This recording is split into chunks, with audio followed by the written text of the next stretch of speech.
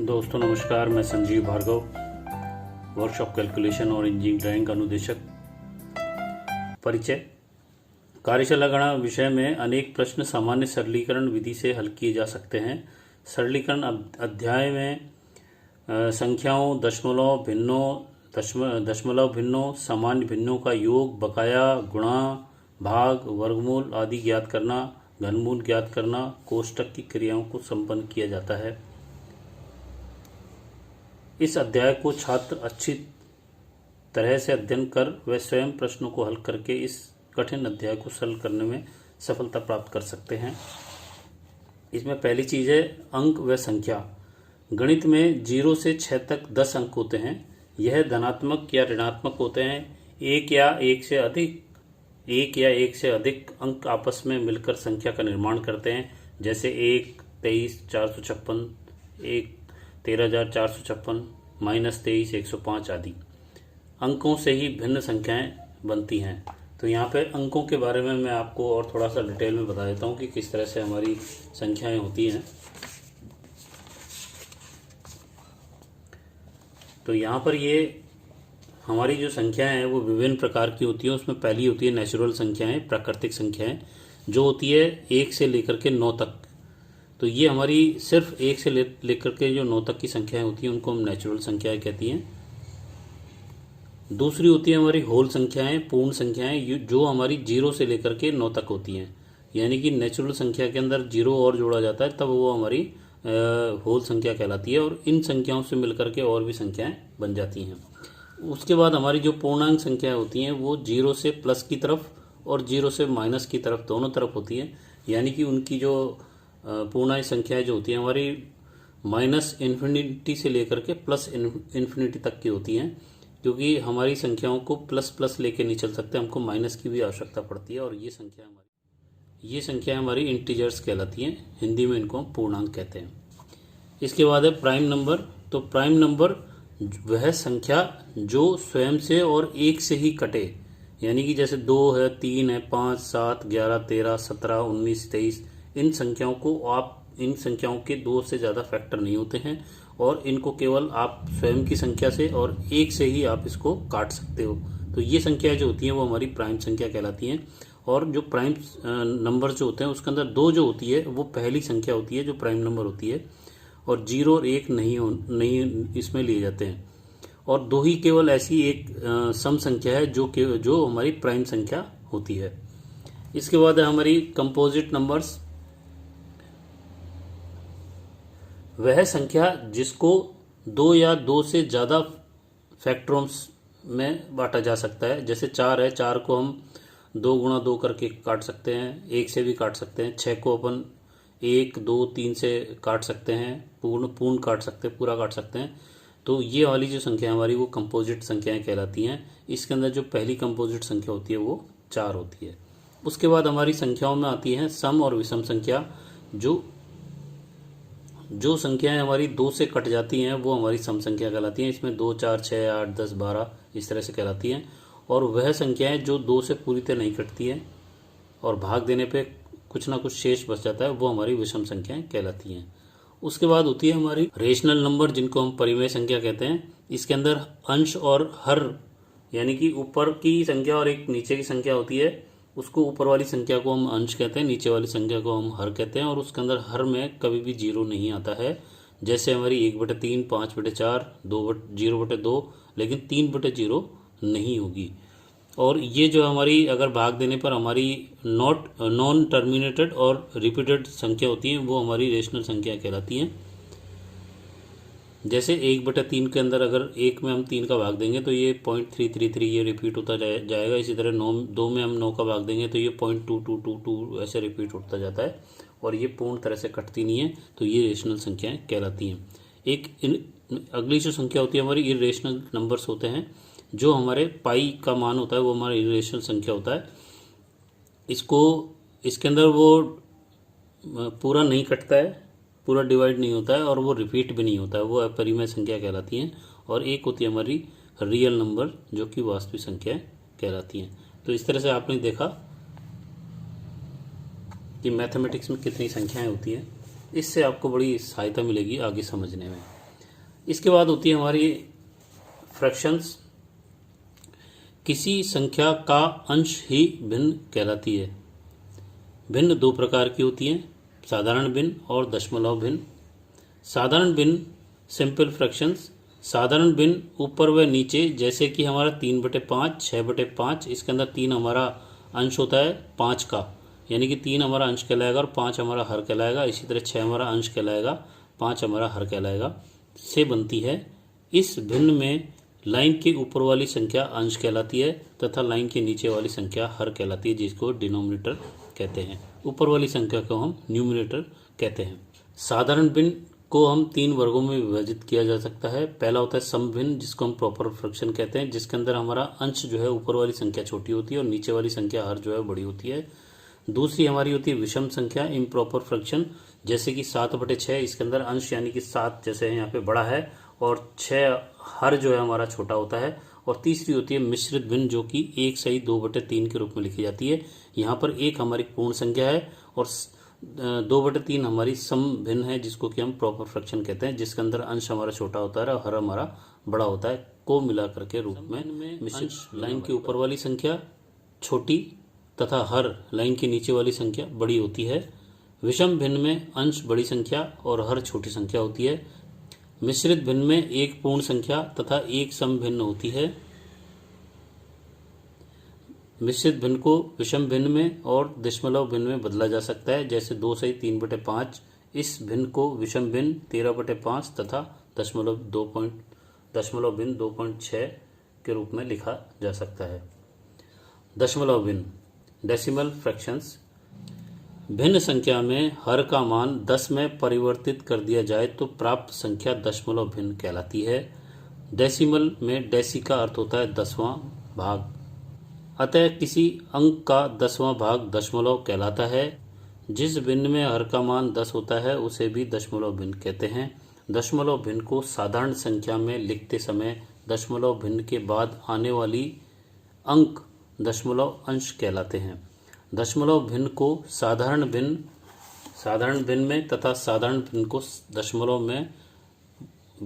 दशमलव में बदला जा सकता है, जैसे 3/5 को 0.6 दशमलव भिन्न में तथा 2.57 को 257/100 में लिखा जा सकता है।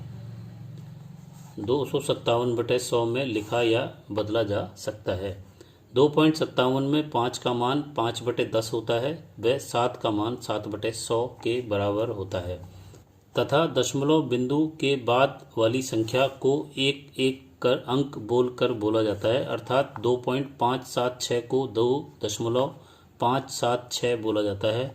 दशमलव भिन्न का योग व घटाए क्रियाएं करने के लिए सभी दशमलव संख्याओं में एक दूसरे के दशमलव के नीचे दशमलव रखते हैं। और ध्यान रखना होता है कि जब हम किसी भी दशमलव संख्याओं को आपस में जोड़ते हैं या घटाते हैं तो सभी दशमलव संख्याओं के दशमलव के ऊपर नीचे एक दूसरे को रख करके ही जोड़ा जाता है। जैसे कि पहला उदाहरण है 4.1524 25.41 131.62 और 1245.612 को जोड़ना है, तो हम यहाँ इन सभी संख्याओं के दशमलव को एक दूसरे के ऊपर रखेंगे और फिर इन संख्याओं को जोड़ करके इनका मान निकालेंगे। तो इस तरह से इसकी वैल्यू निकलती है। इसके बाद अगला जो उदाहरण है उसमें अगर हम 21.45 में से 5.604 को घटाएंगे तो इसमें भी हमारे 21 के बाद का जो दशमलव है और 5 के बाद जो दशमलव है वो एक दूसरे के ऊपर आते हैं, तभी ये संख्याएं आपस में घटती हैं।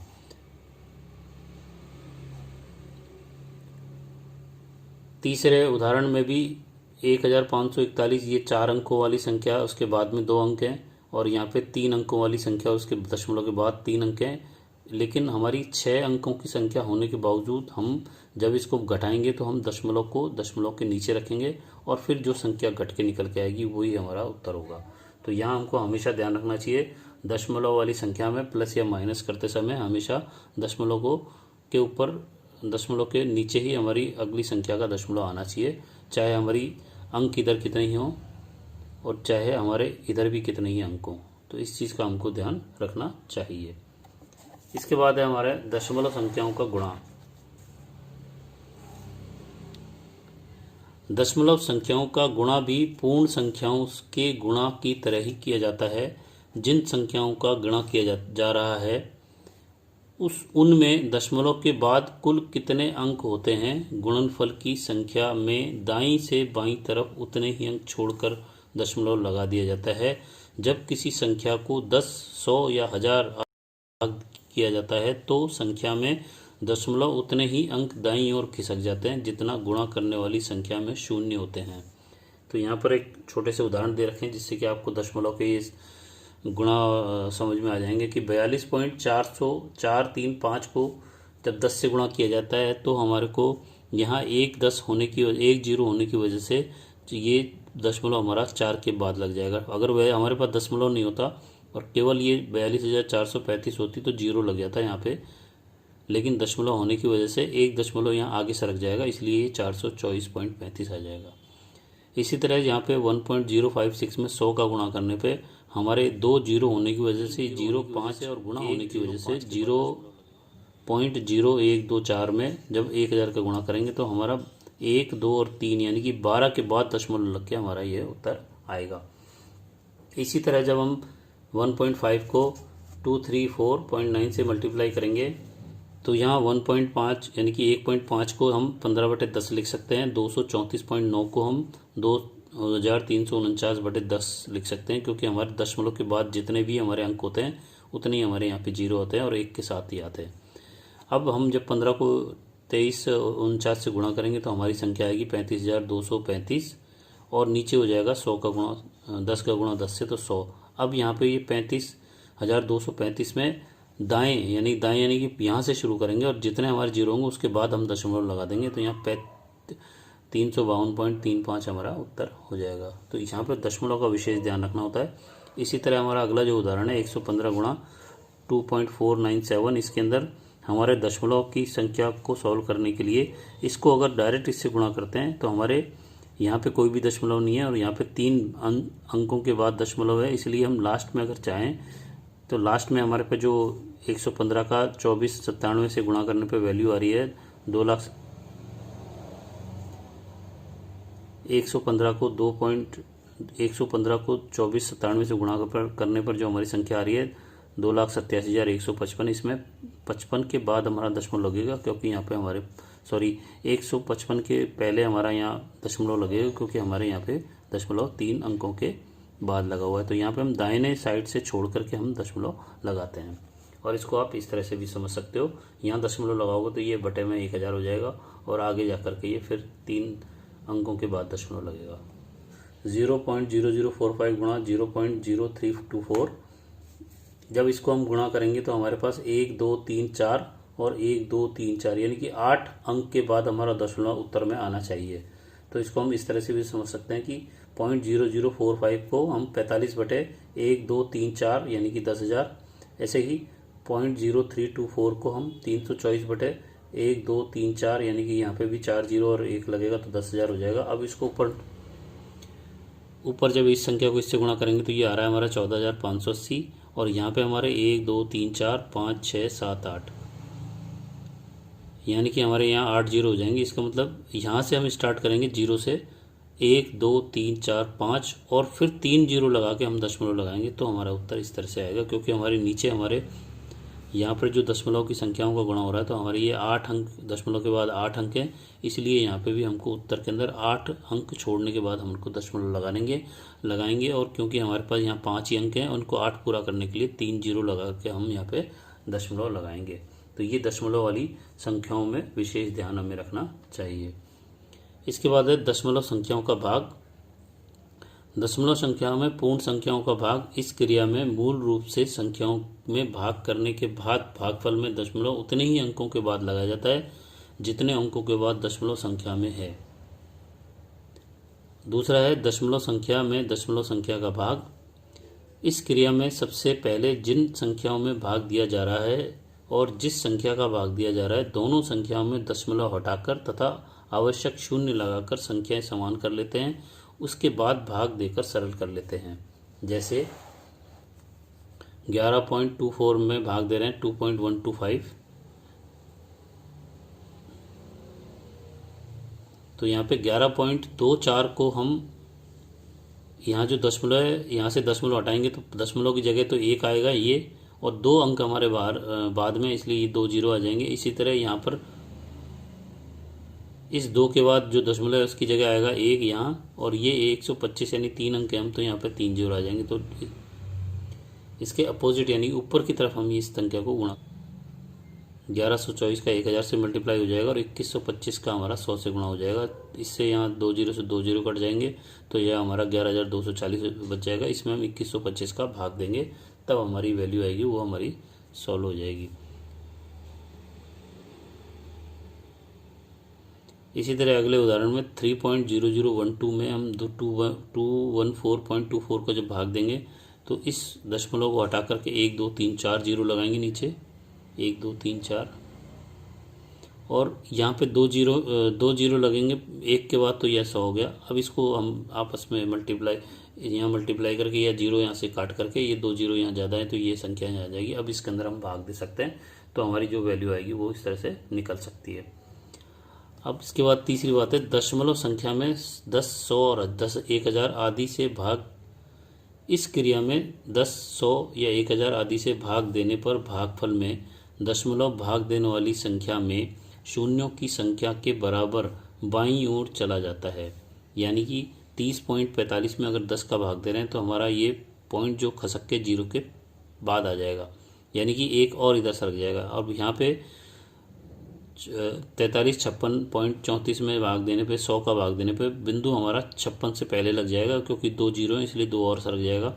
इसी तरह 11.24 में 1000 का भाग देने पे पॉइंट के बाद 3 अंकों की संख्या से खसक करके इधर आ जाएगा, तो यहाँ पे 2 ही हैं इसलिए यहाँ जीरो लगा के पॉइंट लगाएंगे इस तरह से। तो आपको समझ में आ गया होगा किस तरह से 10, 100 या 1000 वाली संख्या का भाग देने पे किस तरह से हमारा दशमलव खसक करके और कहाँ चला जाता है। इसके बाद ये सवाल है हमारा 0.50 माइनस 0.25 बटे 0.75 को सरल करें।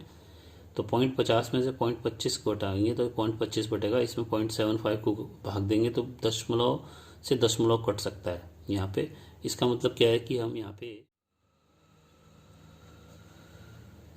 ये जो संख्या है इसको हम 25 गुणा, ये जो हमने यहाँ पे पॉइंट हटाएंगे तो 1 लगाएंगे और 2 हमारे अंक, तो यहाँ पे 0 लग जाएगा, इसका ऊपर जाएगा और 25.25 का संख्या नीचे आएगी, 100 या 210 जो है वो हमारे नीचे आएगा।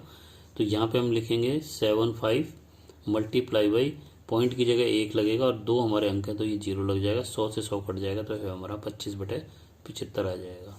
इसको हम 1/3 भी लिख सकते हैं, और 3 का 1 में भाग देने पर हमारा 0.33 आंसर आ सकता है। इसके बाद है हमारा अगला 9/250 को दशमलव में बदलिए। तो 9 में हम 250 का भाग देंगे तो दशमलव के बाद यहाँ पे हम कितने ही जीरो लगा सकते हैं जितनी हमको आवश्यकता है। तो हम यहाँ पे इस पॉइंट को हटा करके इसकी भागफल में पॉइंट यहाँ लगा देंगे। अब चूंकि यहाँ पे 9 अकेली संख्या है और यहाँ 3 संख्या है, इसमें जब भाग देंगे तो पॉइंट लगाने के बाद भी पहली संख्या हमारी 90 होगी, 90 में 250 का भाग नहीं जाएगा, इसलिए यहाँ पे 1 जीरो और लगाएंगे तब ये हमारा 900 आएगा।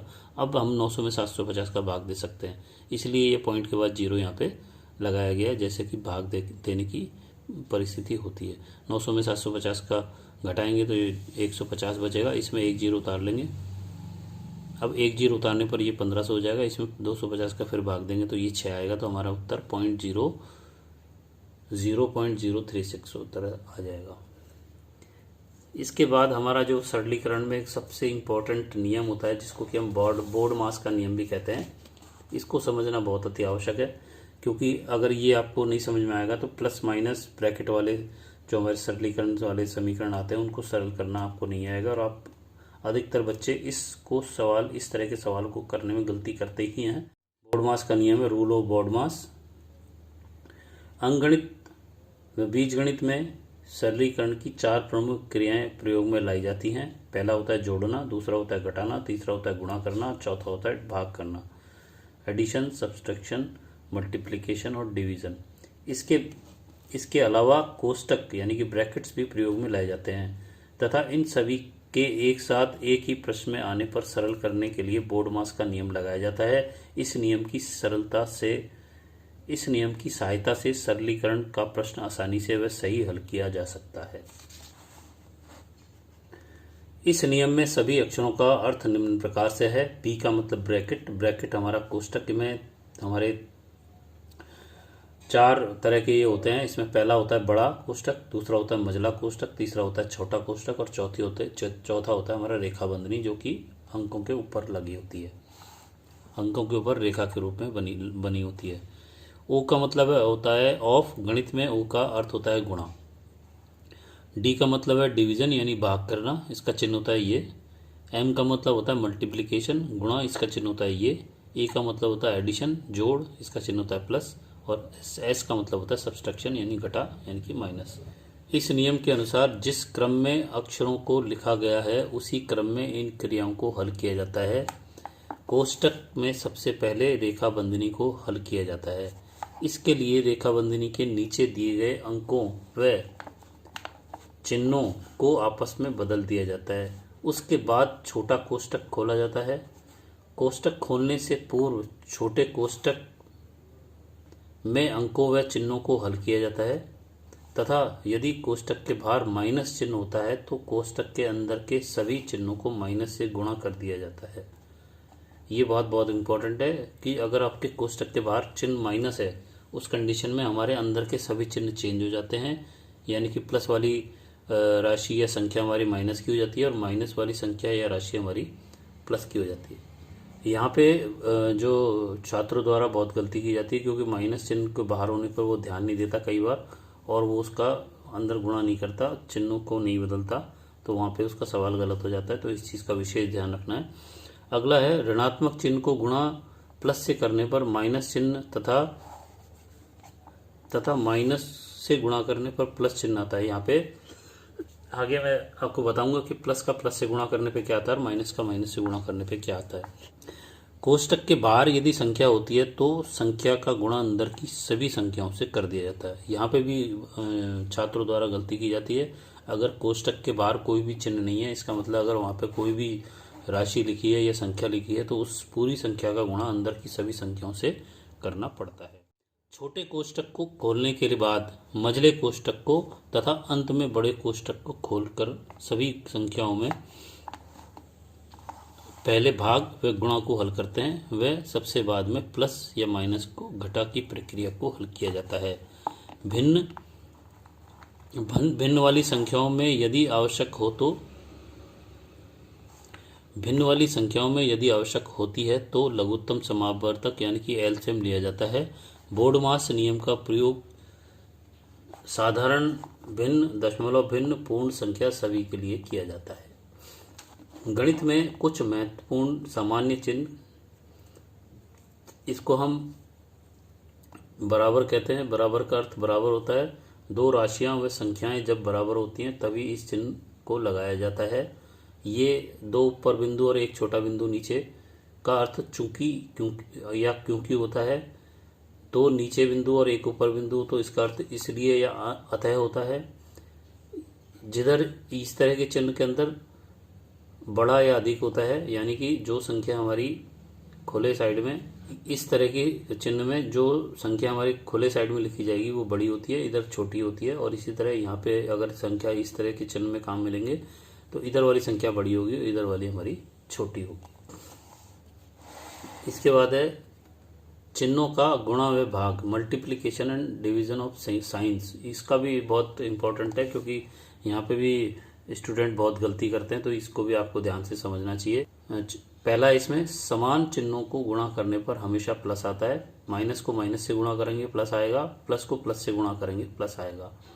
समान चिन्हों को भाग करने पर भी हमेशा प्लस आता है, यानी कि प्लस में प्लस का भाग, यानी कि हमारी ऊपर की संख्या प्लस है और नीचे की संख्या प्लस है और वो भाग हो रही है तो वो प्लस ही उत्तर आएगा। अगर संख्या हमारी ऊपर की माइनस है और नीचे की भी माइनस है तो भी हमारा प्लस ही आएगा। इसके बाद है असमान एवं विपरीत चिन्हों को गुणा करने पर हमेशा माइनस आता है, यानी कि प्लस को माइनस से गुणा करेंगे माइनस आएगा, माइनस को प्लस से गुणा करेंगे माइनस आएगा। लेकिन असमान या विपरीत चिन्हों को भाग करने पर भी हमेशा माइनस ही आता है, यानी कि प्लस की संख्या में माइनस की संख्या का भाग देंगे तो माइनस आएगा, माइनस की संख्या में प्लस का भाग देंगे तो भी हमारा माइनस आएगा। इसके बाद आता है हमारा उदाहरण निम्न को विषम भिन्न में बदलें।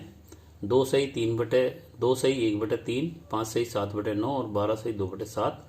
इसको जब हम बदलेंगे तो 2 सही 1/3 को बदलते समय पहले 2 का 3 से गुणा होगा, उसके बाद ये 1 जुड़ेगा, तो 2 का 3 से गुणा प्लस 1/3, तो 2 तिये 6 प्लस 1 बराबर 7/3 आएगा।